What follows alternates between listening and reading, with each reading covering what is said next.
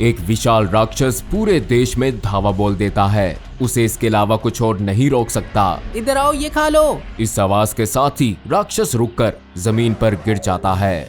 बच्चा अपना खिलौना उठाकर अपने माता पिता की ओर भागता है, जहां वो उसे खाने के लिए बुला रहे हैं। जैसे ही वो खाते हैं, लड़का अपने पिता से आसपास की बिल्डिंग्स के बारे में पूछता है। 6 समान संरचनाओं की एक सीरीज, जिसमें से प्रत्येक एक छोटी रेक्टेंगुलर बिल्डिंग है, जिसके ऊपर एक सैटेलाइट डिश है। ये इमारतें ऐसे दिखती हैं जैसे काफी पुरानी हो।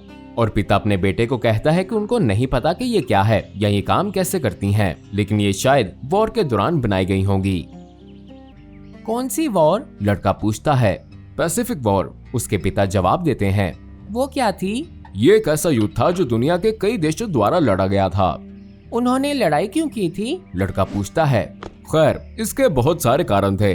अच्छा, फिर कुछ कारण क्या थे? पिता इस खेल को पहले भी कई बार खेल चुके हैं और वो जानते हैं कि यदि उन्होंने इन सवालों की लाइन को अभी खत्म नहीं किया तो वो कभी अपना लंच नहीं खा पाएंगे। उसकी माँ लड़के को कहती है कि अगर वो अपने खिलौने के साथ और खेलना चाहता है तो वो जाकर खेल ले। लड़के को कोई और विकल्प देने की जरूरत नहीं पड़ती, क्योंकि वो तुरंत उठकर अपने खिलौने को पकड़कर खेलने चला जाता है। बहुत दूर न जाना, उसकी माँ अपने बेटे को इमारतों में से एक की दिशा में जाते हुए देखकर कहती है। लड़का इन बड़ी सैटेलाइट डिशेस में से एक की छाया में रुककर घास पर बैठ जाता है और देश में राक्षस का विनाश फिर से शुरू होने लगता है। जैसे ही राक्षस लंबी घास से आगे बढ़ता है, वो जिस सैटेलाइट की छाया में बैठा होता है वो अचानक शिफ्ट होने लगती है।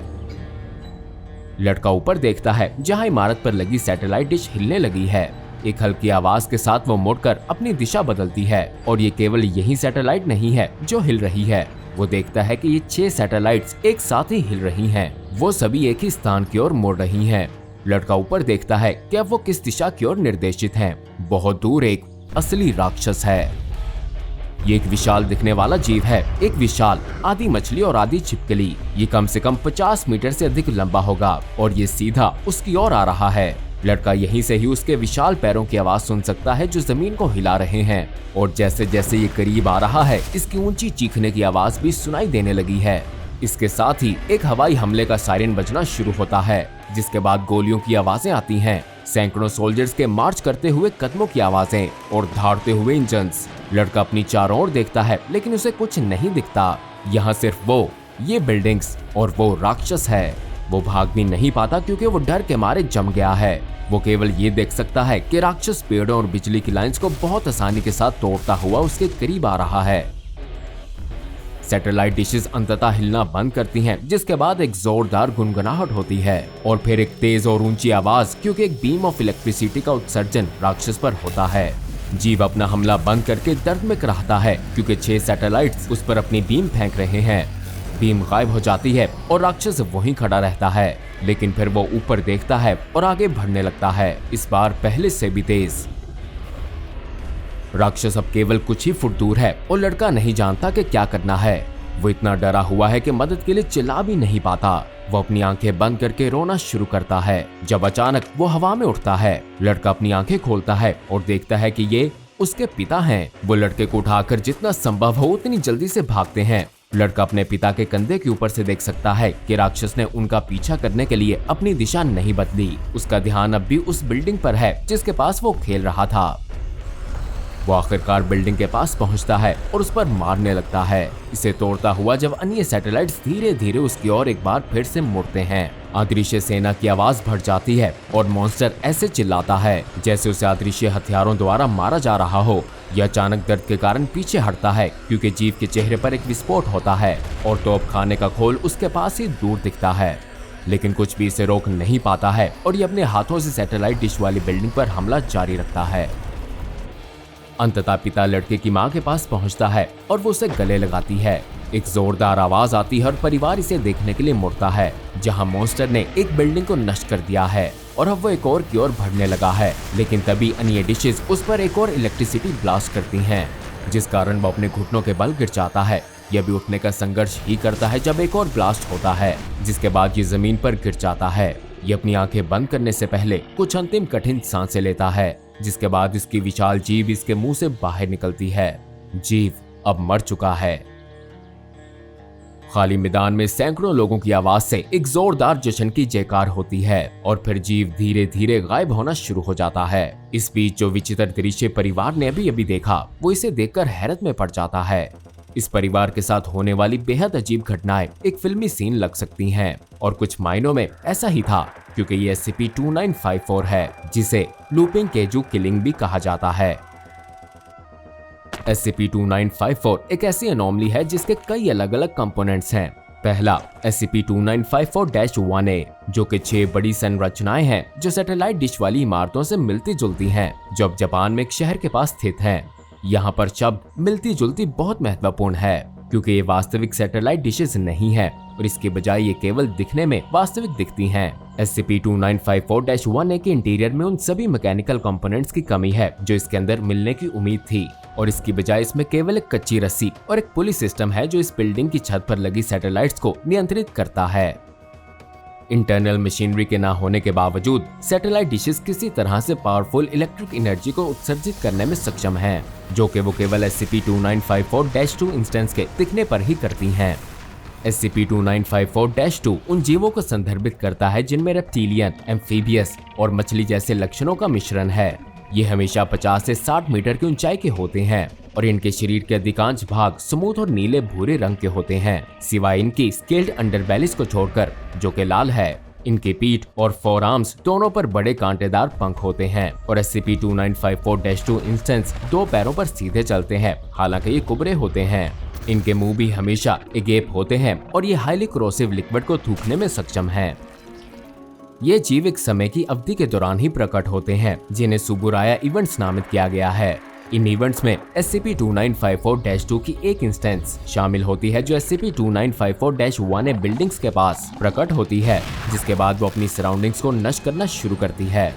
इसके बाद बिल्डिंग्स एक्टिवेट हो जाएंगी, अपना फोकस जीव पर करते हुए उस पर इलेक्ट्रिक आर्क से फायर करेंगी। ऐसा करते समय हथियारों से फायरिंग, गाड़ियों के चलने और जापानी आवाजें सुनाई देंगी।